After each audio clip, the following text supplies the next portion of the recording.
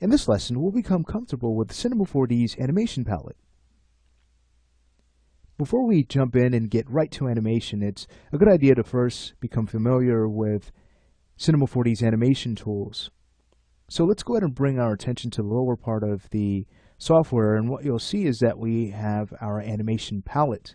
So this includes the timeline ruler, just to give us an idea of the frames we're working with. And then underneath this, over to our left, we see the power slider. This allows us to control our minimum and maximum time. So as we start to drag the arrows of our power slider, we're able to adjust the playback min and max range. Notice we can still get back to our full min and max range by simply just dragging the arrows back. Or another really neat thing we can do here is double click on the numbers we see, and now we can specify what frame we'd like to be our end or start time. So if we wanted to, we can always set this to, let's say, frame 110, and notice now that it is the new playback maximum time. So I find this to be very helpful when we're just wanting to focus on sections of the animation instead of the entire sequence as a whole.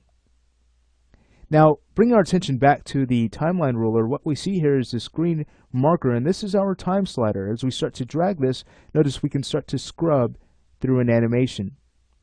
Now, this is really exciting. Even though this may seem kind of basic, this is a great way to kind of flip through your animation just using a 2D term, but just to get a feel of it, the timing we'd like to see, and the poses we use.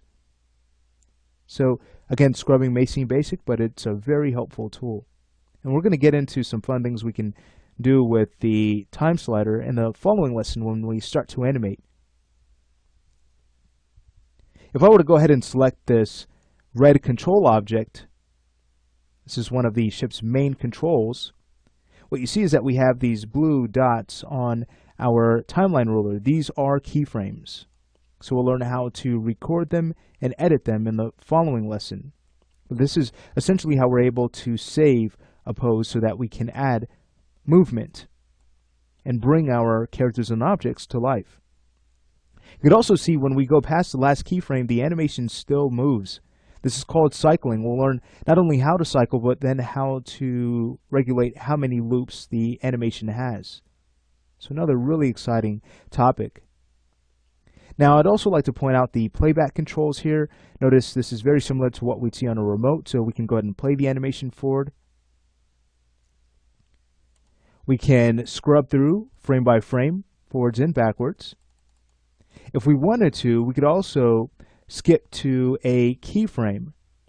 So notice if we were to go ahead and deselect and try to use the next few buttons, notice they apparently do nothing, but if we were to go back to our animation control and now start to use these, notice this allows us to jump to keyframes.